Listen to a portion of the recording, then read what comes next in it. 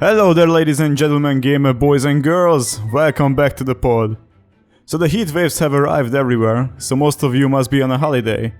If not, and you are sitting at home working or in the office, well, good news, another random batch of 12 games have arrived. And this month's bundle was full with surprises, so grab your ice creams and turn on your ACs. Here we go again.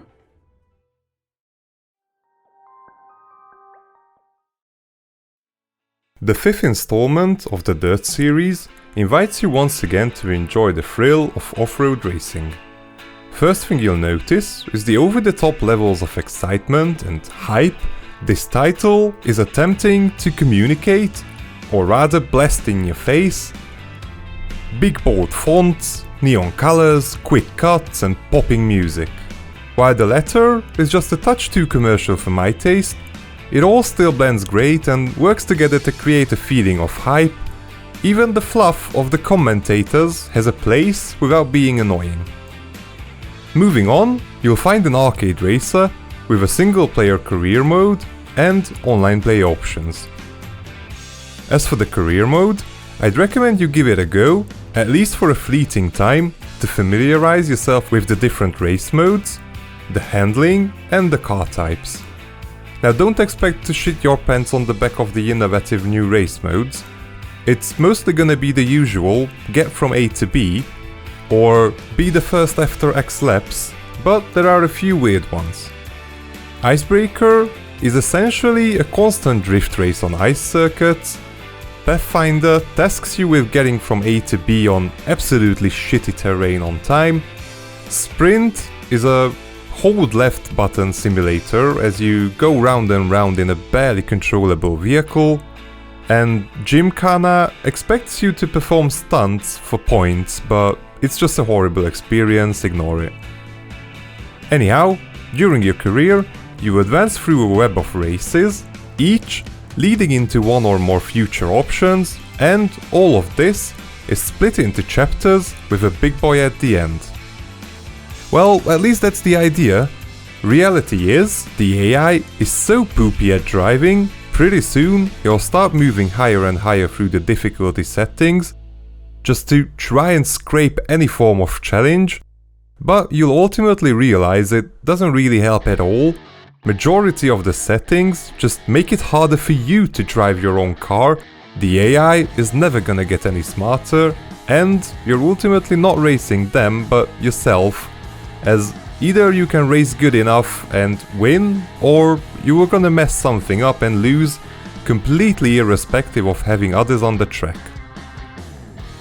This sad state will quickly lead you down the path of boredom, no matter how much of the vibrant text is being bounced into your retina, or the amount of pop crunch blasted into your ears. Well, hopefully, by this time you've gathered some in-game cash to unlock a few cars, and you've gotten somewhat used to the weird braking and turning this game has, and you can head online. Here, you can assemble a party of your broskies and initiate either private races or just sign up for public matchmaking and wait in line until someone shows up. Now, absurdly enough, as far as I can tell, that's pretty much all you can do, sit in line and wait for a random race to be assigned to you. The only setting I found is whether or not I want to enable crossplay, but no settings where I could get rid of rubbish race modes I dislike, or, for example, set a maximum ping limit between myself and other players, or anything. On a positive note, however, instead of letting you just sit around masturbating for hours while an 8-player race loads, the matchmaking system, if it can pair you up with anyone, will just launch you into play, as far as I can tell, pretty much only based on whoever wants to play. Nonetheless, online play, with all of this weirdness going on, is still the only aspect of Dirt 5 I could recommend.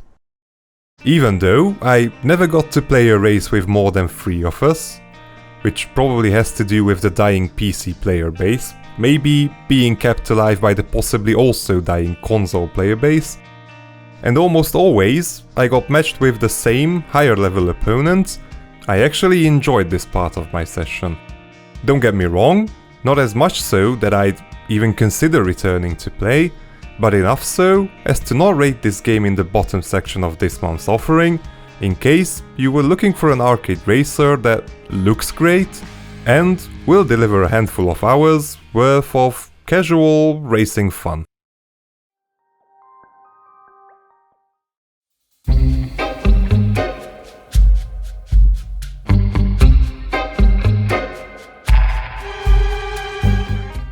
Ancient Domains of Mystery. I've been playing Ancient Domains of Mystery, or better known as ADOM, for a while now. But I have first heard of it about 10 or 13 years ago. It is a game that is long time coming and a game I have yet to finish. Why? Why I haven't finished? Well, it's a useless game for starters.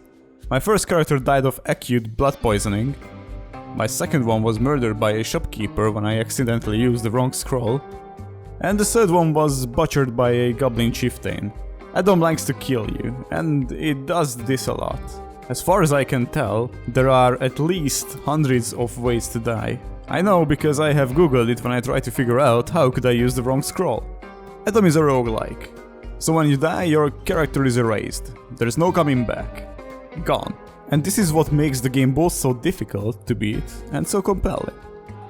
Every death will make you understand the game better.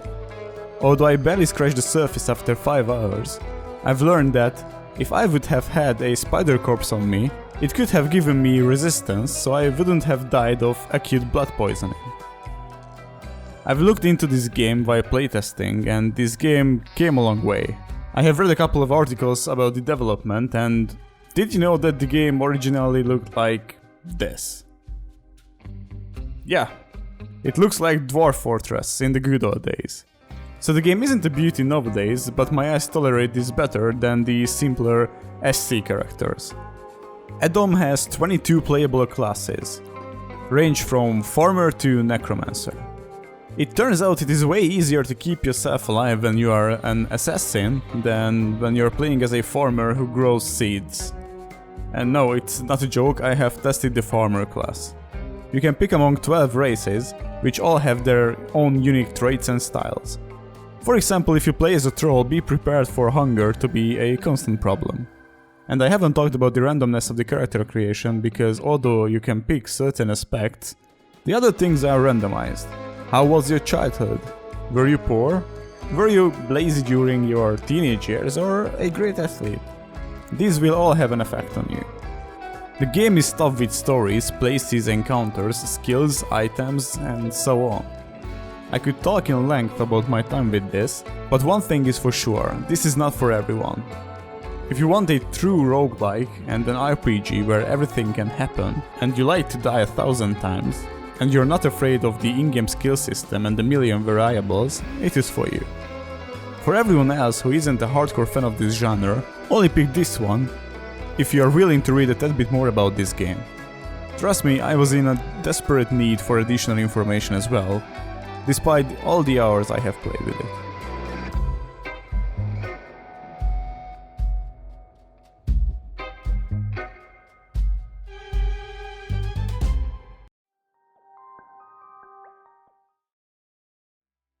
Hammerting is a colony simulator or colony management game. Think the likes of RimWorld or Oxygen Not Included. Instead of a sci-fi, space colony theme, however, Hammerting goes for a fantasy setting in which you'll be tasked to lead a colony of dwarves to success. You'll start out with a trio of dwarves arriving at a mountain, long abandoned by their kind, and this is where you'll be aiming to re-establish your foothold. Your task is supervising the usual aspects of this type of game. Gathering resources allows you to build rooms for your dwarves, feed them and equip them. Completing objectives and partaking in trade activity fills up your knowledge resource pool, which you'll then be able to spend on researching tech and unlocking more advanced room and equipment, of course. Last but not least, there's exploration and combat with roaming monsters. Potentially, combat with other factions as well, however, I haven't come across any such, so can't confirm. Mostly, all of this feels well implemented, even if at times struggling with communicating things to the player. For example, even after 3 hours, I have absolutely no idea how I'm supposed to track my own resources, other than clicking each room one by one and checking what's in there, or the ore that I mined from the walls is just scattered all over the area, since I simply couldn't find any way to have them directly haul it to a specific place, and there are a few other such issues. For the sake of pointing out a completely opposite type of surprise, I was actually positively shocked to see what a competent mining AI the game has. If you task your lads with mining out a bigger area, they'll have the sense to skip a few blocks and leave them in as stairs to reach higher places and only remove them when they are no longer necessary for this purpose. Presentation I'm mostly okay with, but still, there seems to be some minor annoyance regarding every aspect of it. As for visuals, the slightly cartoony look fits the fantasy trope and is mostly a pleasure to look at, but the sprites of your dwarfs have nothing to do with their actual portrait, which not only kicks you out of your immersion as soon as you'd reach it, but also makes trying to find a specific dwarf just via looking and clicking much harder than necessary. Further to this, while 90% or so of the UI seems to be complete, you'll come across text boxes or other things that are just an eyesore. Sound work is also nice mostly, but they went with a weird choice of having these machiney sounding interface interaction noises, which to me absolutely doesn't pair well with the UI being dwarfen / rocky / runic. I think music is the only one of the 3 presentation aspects that I don't really have any gripes with. It's really pleasant and relaxing to listen to, while attempting to keep everything under control. Now, to touch on the elephant in the room as well. Hammerting is an early access title, and I'm really not happy to have it in a monthly choice package. Right out of the gate, I'm not fond of early access even being a thing practically, while there's obviously heaps of potential value if a dev team handles it properly, taking in all the feedback, working to complete their game in accordance, and so on and so forth. 9 out of 10 times, that's not the case, and early access just ends up being a cash grab. On occasion, I've also opted in to buy a game or two in EA, for example Dead Cells, but I have no idea how Warpzone Studios, the developer, works in this respect. All I see is there's a lot here that still needs to be fixed. Oh, I actually haven't even mentioned yet how I came across my first crash 15 minutes in, and then the next one 20 minutes later. Luckily, no more crashes till we reached the end of the test time. Point is, at the end of the day, I'm absolutely not comfortable recommending that you pick up an unfinished game for your hard-earned money.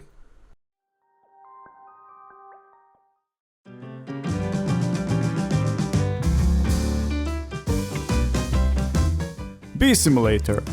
When I first saw this title, it made me smile. I didn't know what to expect of this game. Maybe a goat simulator-like game or something more serious. Well, I didn't shoot so far off. This game is an adequate simulator and a bit goofy, but alas, a fun game. So as per the title, will be a bee. And what other name I could choose for myself other than Wasabi? So I was eager to serve the queen and gather some pollen for my nest. The game is quite spot on with the tutorial. It is fun, easy and generally lighthearted. After the tutorial session, you get your first mission and you're on your own. You can fly wherever you want. I have to say, the playable map is quite big, and it is full with people, animals, flowers and a ton of missions and challenges. The flying is very bee-like, and I don't have a problem with that. Gathering pollen and flying in corkscrews are fun as hell. The dialogues with other bees are just cuteness overload, and the music is always upbeat. You will be completing challenges like fighting wasps, racing fleas, playing catch with other bees, gathering epic pollen, or entering a dance battle. I know I'm not the target audience for this, as the game is relatively easy, but it's still a very enjoyable piece. After a hard day's work on the flower field, you can collect skins, 3D models of animals and insects, and learn a lot from the glossary you're completing with every feat. The only thing I didn't like in this game was the fighting system, as it felt really out of place and janky, but that was the only problem I had with beesimulator. All in all, I had fun with this one, and for me it wasn't just the decency of the game that hit home. It also teaches a lot about bees, which is lately more important than ever. So if you have a kid, or you like honey and you're not a bear, you can pick this one.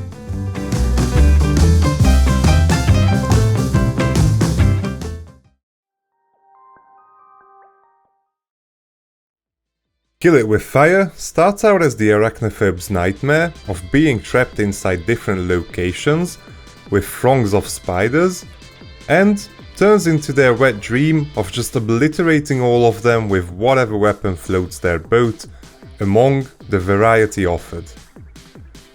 Graphics are bare bones, nothing to write home about even within its own category, but at least it serves its purpose without getting in your way. I haven't noticed any clipping, and the engine can handle the load without any crashes, which, for some absurd reason, is something I apparently have to highlight as an achievement nowadays. Music is okay, and sounds are good enough to serve the purpose of leading you towards your future victims. Now as for gameplay, I'm slightly torn. I'm no Aussie, no members of my family have been devoured whole by car-sized arachnids, so I have absolutely no quarrel with their kind, and thus, the core concept is not the slightest bit appealing to me. Add to this, how aiming feels kinda shitty in this title, and one of the worst design decisions ever, of sprinting being implemented as an unlockable instead of being a baseline function, which you only get like around 2-3 levels into the game, and I should pretty much just instantly downvote this game and move on with my life. However, every map also comes with side missions that, while sometimes are just dumb things like break 30 plates, other times they are fun little puzzles or things to discover, and frankly, I enjoyed these way more than the core gameplay loop. Also, the shitty aim can be tackled easily via using your homemade flamethrower, the good old DO plus lighter combo, a proper flamethrower, molotovs, or a rocket launcher. And once you actually have sprint available, the awkward sluggish movement is gone too, so at the end of the day there's a fix or an alternative approach that solves the main issues. Maybe? Fact is, by the end of the noticeably short 2.5 hours journey, Kill It With Fire kind of grew on me. Instead of doing the side objectives and otherwise rushing through the levels, I noticed myself actively rummaging through every corner, looking to solve all the objectives of the map, trying to find every interactable and collectible, and attempting to hunt down each and every one of the clearly imaginary 8-legged menaces, such as zombie, radioactive or queen spiders that spawn underlings on death. According to a team of UK-based researchers, I might have even felt somewhat sorry that the game abruptly ended after 9 levels, but as they are yet to publish the papers on this, for the time being, I'd advise you take a look at Kill It With Fire if you're comfortable with spending a few hours zoning out and hunting spiders, otherwise you'll have to find what you're looking for elsewhere.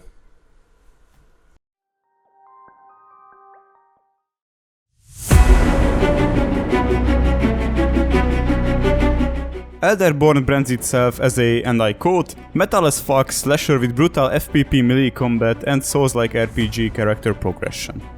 Well yes, Elderborn is a Souls-like. You fight your way through enemies that drop souls and activate objects where you can spend set souls. When you die, you're taken back to the last activated well, and all the enemies are respawned.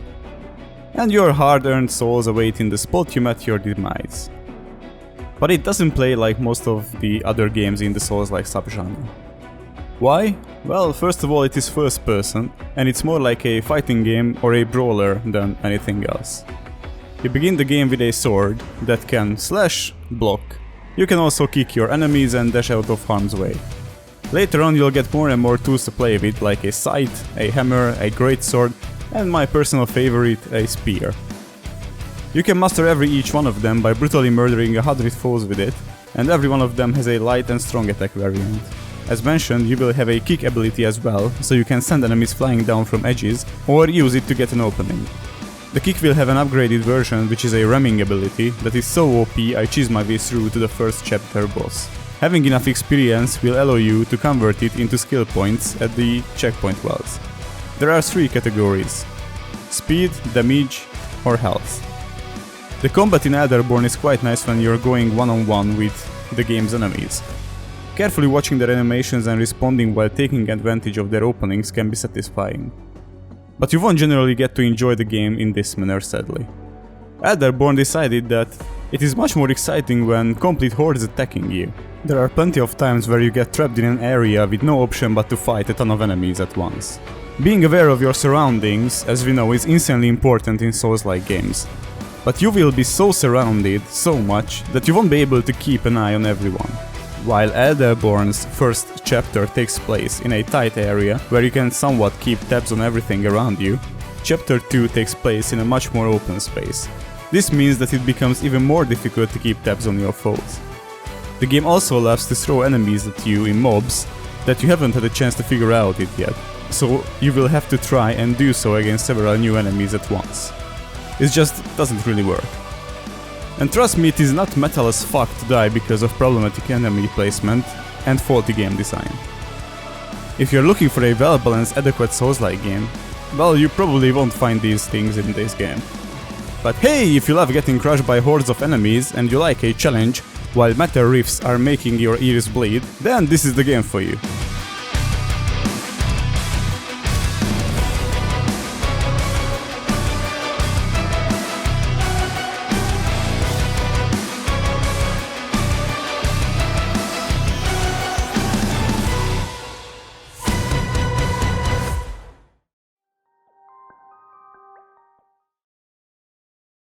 Now this is a weird one.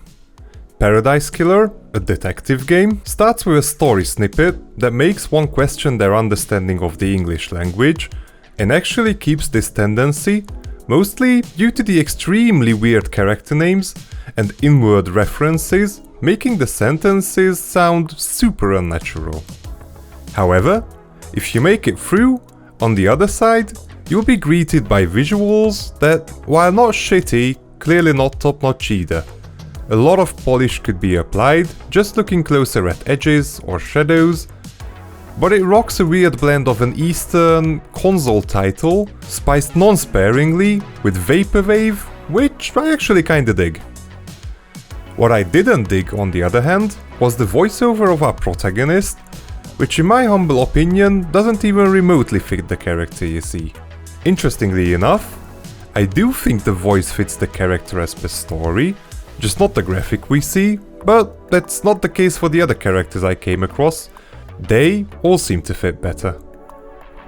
Before we move on, however, another huge gripe regarding voiceover is this half-assed presentation mode of having a few words or short phrases voiced, for example, who, what the hell, and while 85% of the conversations you'll have to read, certain sections would start off with these pre-recorded lines, just thrown over them. Neither does this let you enjoy a nice, full dub, nor does it let you immerse yourself in reading the dialogue and just giving the characters voices you'd like for them to have. Speaking of half-assed, and while we're already listing cons, this game actually has a tendency of failing to commit to things. For example, right in the first room, you will meet Shinji, otherwise known as the pervy, wave your willy in public demon. Except, instead of his presumably sizable shaft, a decision was made to show a stupid smiley, and his hands, obviously waving you off, are pixelated. Later on, you'll come across a character whose favorite word in the dictionary is fuck. But what you get to read over and over again is F **** K. Just why? If you want to be tongue-in-cheek or obscene, just do it. Give the demon a massive erect schlong and actually type out the word fuck. If you're afraid to do so, or going even further if this adds absolutely nothing to the game, or given character, as the Phallos, or flipping people off, adds absolutely nothing to the demon, or the other character could be just as angry as he is without swearing, then just don't force it and end up being fake. I might as well round up all my complaints while we are at it. Initially, I also didn't really like the way items and interactables are marked with bright squares, but later on I actually realized how much this helps at not missing stuff accidentally, so all good there. But I still don't like how characters in the world are 2D figures that just turn in your direction if you approach them. I also don't like how dead bodies are marked on the ground without being there, but actually upon interaction you will see parts of a dead body in a picture. This has once again to do with commitment.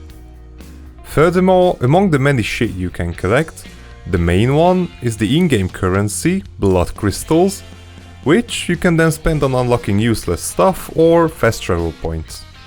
Now regarding letter, almost every single time there's gonna be a blood crystal within arm's reach of the actual travel point.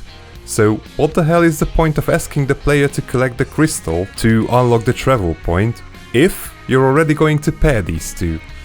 Why not just let them activate once they actually find it and call it a day? Last but not least, while the game was clearly designed to be played with a controller, based also on how it pops a controller in your face straight in the main menu, controls don't feel polished at all, camera turning feels like it's lagging behind, and attempting to run and jump will often just bounce you off the geometry of the island, which just feels dumb. However, now that all of that has been cleansed from my system, allow me to share, it's a shocker to myself even, but I can barely wait to finish editing and get back to playing Paradisekiller. I couldn't pinpoint when exactly, but a switch was flipped within my brain and I started growing so fond of the experience that for me, this game wins this month's contest, swooping the best game title from the hands of Dirt 5, Swine or Search 2. It might have been the moment when, just strolling down the beach, I came across a ghost that claimed he was murdered by a vampire and wanted me to prove it. Or maybe it was the influence of the annoying personality they gave the Grand Marshal or the Second Architect, making me want to pin the entire crime and everything ever on them and proving it all the way. Or maybe it was the part where I had to parkour in the Elite District, collecting some weird redstone for a weird fresco. I think it's actually probably all of the weird little details, and not least how the constant little injections of uncovered data add up and start slowly but surely outlining an ever increasingly intriguing story that I'd actually want to see through. Despite each and every one of the cons I've listed previously, Paradisekiller is turning into more and more of a game the more time I spend with it, and I couldn't recommend it more if you're up for an investigation or a puzzle game, I guess, as ultimately that's what all of this boils down to.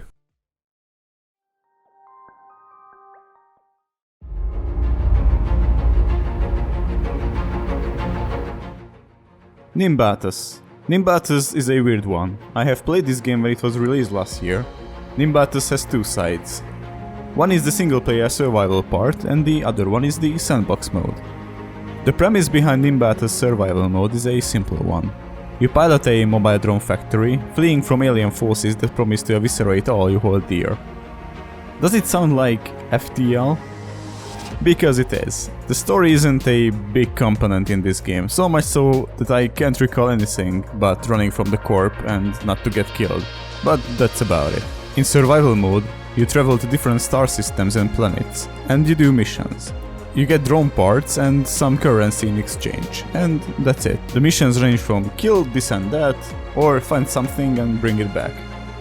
It isn't a faulty game design though, it is just the frame of the game. The real beauty is what's in the center. And in the center is the drone building. This game shines where it must shine. You have to build drones in order to achieve what the missions have set out for you. Drones are built in the hangar on a grid with a linking system that allows for precise placement of weapons, thrusters, fuel tanks and more. But the real intricacies lie in remote drone design. There's a whole row full of switches, buttons and other trinkets which can be used to make your drone move independent of your input. Just don't expect the game to teach you how to do it. And this takes us to the tutorial of the game. It's vague. So much so that after finishing I used Google for any and additional tips how exactly I should build what was in my head. Drone building takes patience and a lot of testing, because they will fail, especially if you want to build a self-controlling drone that I'm yet to build, since all my prototypes blew up pretty much in the first and second. Nimbatus is a great game, and I have to admit sometimes I've used the Steam workshop to copy designs, as sadly I'm not really a proficient drone builder as of now. So if you like creating your own designs to compete in either multiplayer, or to finish missions for rewards in a single-player survival, this game is definitely for you.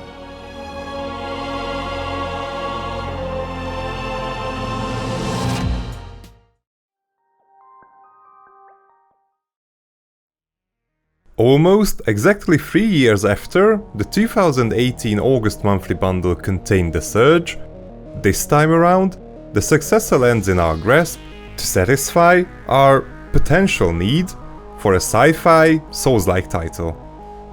Following an intro cutscene with some light philosophy and some tragedy, we're dropped into character creation screen where we can select a background, which actually does seem to matter as it was later referenced by an NPC, and to spend an eternity dragging eyebrow sliders. Or you can just spam that randomize button until something at least mildly acceptable appears, and slip into your surgery garment, so that you can wake up on the table in the middle of a prison facility currently being destroyed. Here, you'll get to familiarize yourself with the main concepts of blocking, horizontal and vertical attacks, blocks, parries, and so on and so forth. As it usually is with titles from this genre, focus is on exploring your surroundings, beating up the trash mobs in your way while exploring, and then stumbling across a boss that will pretty much whip your ass a couple times over and over again until you actually manage to learn its attack patterns and get good enough to beat them. Is The Surge 2 worth any attention though, you might ask rightfully, and to that I say, just as the original, the second part also kept the system of individually targeting and attacking body parts, in order to weaken them enough for you to be able to dismember and thus be able to loot any armor, weapon or implant attached to it. Supposedly, the whole horizontal and vertical idea is also meant to tie into this, as they would come from different directions to actually allow you to target the body part you want. But honestly I haven't noticed being able to make that work, so it's either there or it isn't, hell if I know. What I do know however is that beyond the targeting and attacking system, Surge 2 also opted for a tad bit more involved parry system, as just timing the button press correctly won't be enough, you also need to match the direction of the incoming blow. Further to the dismembered weapon and or armor parts, fights will also reward you with scrap and energy. Latter is a resource you can charge via hitting your opponent, and then you can spend it on healing, restoring ammo or such other ordinary things. While having some sort of a healing potion with you is not a novel concept, it's super convenient how you can use your energy bar to refill these healing potions as you explore and cleanse the world. You'll essentially just have to make up your mind whether that heal/refill is more important, or spending the same energy on the dismembering part and acquiring new loot. Should you still happen to run out of that sweet Umor Vitae, you'll drop that on spot and have a certain time frame to return to this area and collect the loot you dropped. What I like about the loot bag in Surge 2 is the healing aura it emanates from its position that you can abuse to cover up for your mistakes before your time runs out, and eventually you will have to pick it up. A tweak here, a little extra there, but if you're familiar with the genre, none of this will really blow your world, I don't think. The only thing that probably matters for you is execution. Well, from what I've experienced so far, it's all good. I purposely wandered into an area clearly not meant for my level, and while it took noticeably longer to get through the higher HP and resistance pools, properly executing the parry and counter loop got me through no trouble. As for the different weapons, they do have a slight different feel to one another, and while I'm not nearly as interested in how the Surge's story plays out as, for example, I was in Paradisekillers, it nonetheless supports the game. For me, one of the most fun and intriguing aspects of these games is the craftsmanship of the levels, and so far I've got nothing to complain about. It's full of so this is where this door leads to moments, which makes me happy. While I wouldn't call either of the presentation elements outstanding, they're all perfectly good enough to support rather than to hinder. I do have to point out, however, that approximately an hour and a half into testing, the game suddenly crashed out of nowhere and would completely refuse to boot up again. I figured this might be on the back of the PC not overly enjoying the 9-hour test session, with the temperature outside being around 10,000 degrees Celsius, so I let it go, went to sleep and returned the next day, experiencing absolutely no boot issues whatsoever. Without any sort of error report, I couldn't prove either of the two theories, so maybe it was the game, maybe it was the temperature. I'll just leave this here as a related cautionary tale. Summa summarum, I'm having a good time with the Surge 2. Controls are clean and responsive, fights feel fair, exploration is fun. I'm not really sure there's much more to demand from a game of this genre. If you're interested, feel free to give it a go.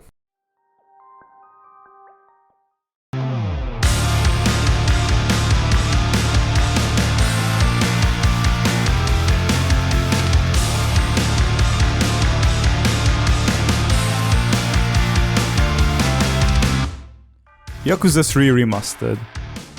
I just finished Yakuza Kiwami 2 a month ago, and I was ready to face Yakuza 3, and I knew beforehand that this is an old game and was remastered, so I braced myself for it.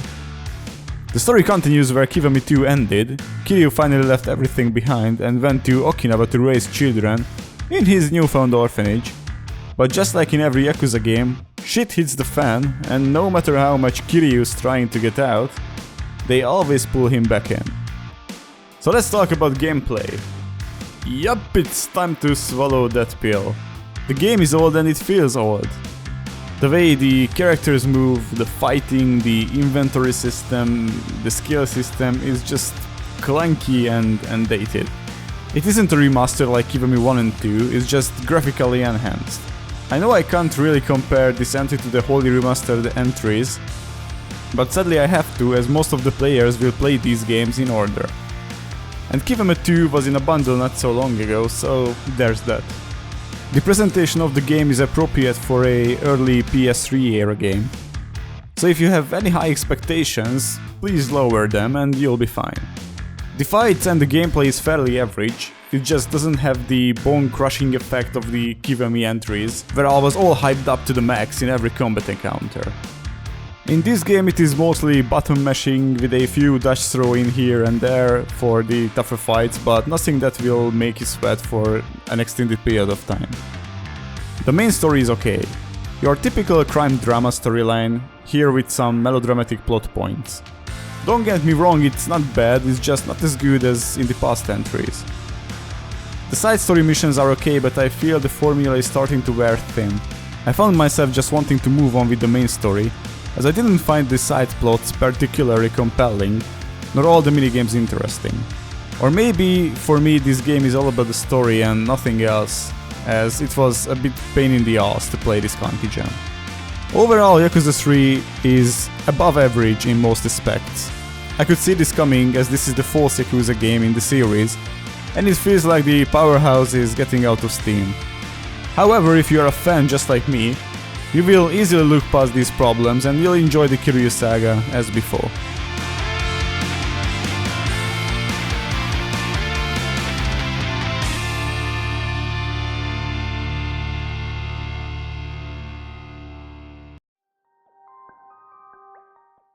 Swine, short for strategic warfare in a nifty environment in case you were curious, is one of the crowning jewels of the golden age of the Hungarian PC game dev scene of the 90s and maybe early 2000s. Now, despite being a jaw-dropping, polished experience following its 2001 release, even hiding behind the 2019 HD re-release, Swine is an 18-year-old game and it shows. More on that later. First, there's the important question, what on earth even is this game? Well, Swine is a real-time strategy, or maybe even a real-time tactics game, set in a fantasy universe in which a nation of pigs invades the lands of the rabbits.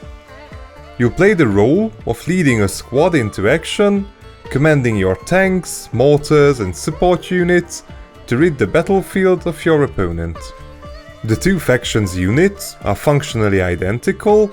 You'll find the same light machine gun tank, mortar or mine layer tank for example on both sides, with mostly just different appearances and a few stat tweaks, with one exception: pigs have a heavy tank and rabbits have tank killers, without the other faction having access to these specific units. Most units also have an ability to make use of and can fire while moving. Also, landing shots earns XP, which leads to level ups. During the campaign, you can even keep these level ups from map to map if you manage to save your units.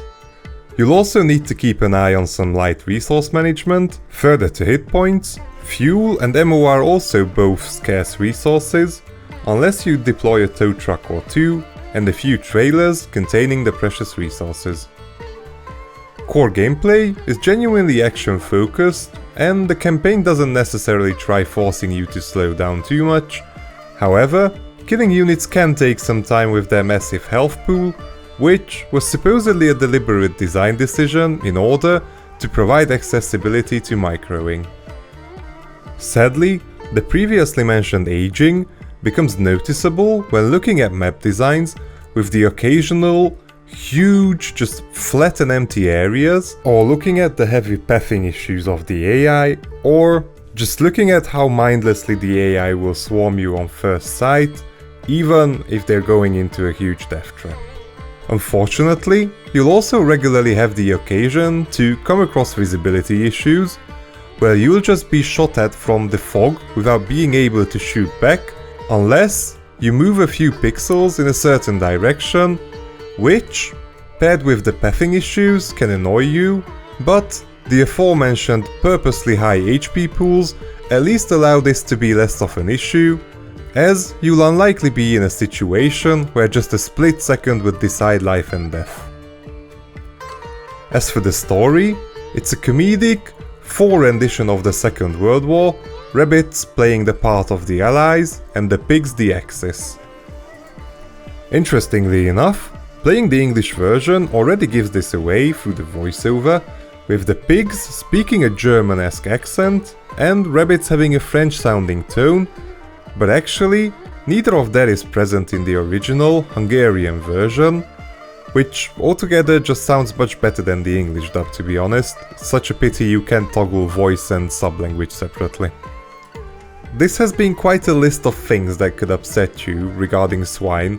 All of this being said, we are speaking of the HD re-release of an 18-year-old game. While the visuals do look aged, I actually really like the aesthetic of the cutscenes. While the AI isn't the brightest bulb in the drawer, we weren't exactly playing against the Skynet back in the day. It's all a matter of perspective. If you've played the game back then, you'll love to see it in this month's bundle. If you're curious to see how this genre was doing back then, you shouldn't hesitate to give Swine a chance, you'll have a good time. If, on the other hand, you're a Grandmaster, hardcore RTS/RTT player, looking for the next big challenge, well, maybe this one isn't for you.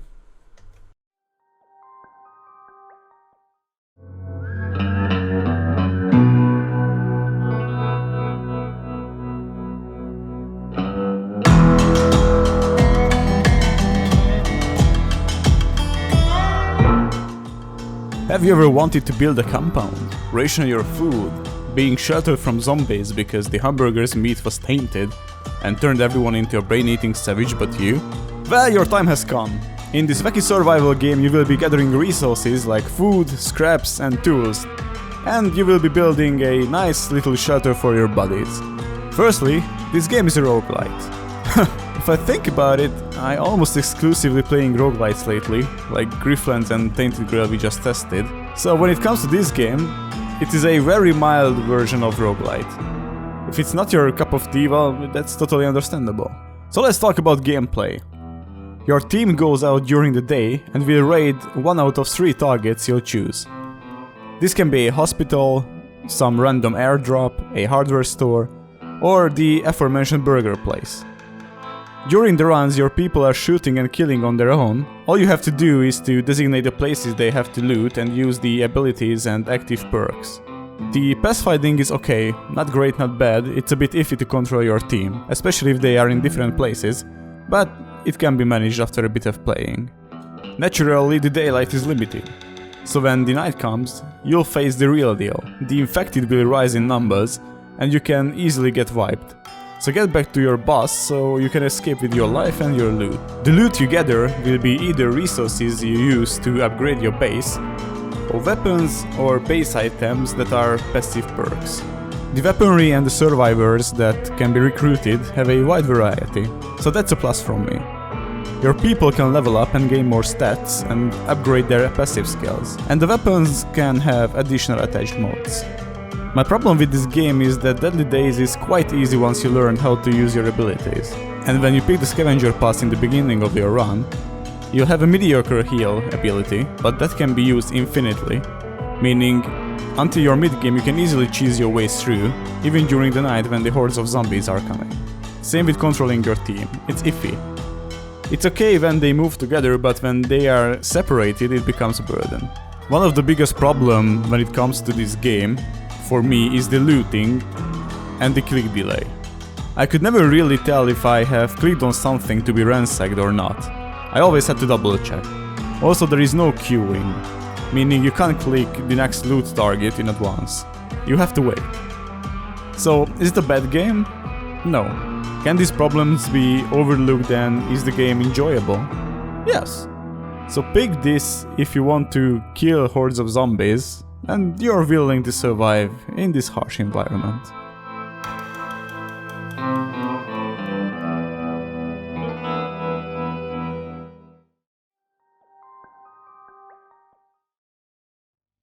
Turns out, the July 2021 Choice Bundle may be the most balanced of the monthly bundles released to date. This, of course, might lead you to just call it mediocre, but if you did so, I'm pretty sure Paradisekiller and The Search 2 would want to have a few unsought words with you. Our leading titles were a third-person action game, a Souls-like title, and an arcade racer. Beyond these, we got to mess around with insects, a metal action fantasy slasher, led our forces to war, played a roguelike or two, started investigating mysterious killings, and to chill the fuck out, managed a dwarven colony or built some drones. Based on our experience, top entries of the May package were undoubtedly Paradisekiller and The Search 2. Being an unfinished, early access title, Hammerting is almost by default relegated to the monthly low category, as we have absolutely no idea how it'll turn out in the end. Literally everything else performed and placed close to one another in the midfield. This sums up to a total 25 points out of the maximum 36, closing a definitely solid month. As always, we'd be very grateful if you pleased the machine gods by liking our video. If you'd like to come along for next month's ride, don't hesitate to subscribe. Any and all recommendations are welcome in the comment section. Don't leave your sunblock at home when heading to the beach, and we hope to see you again in August.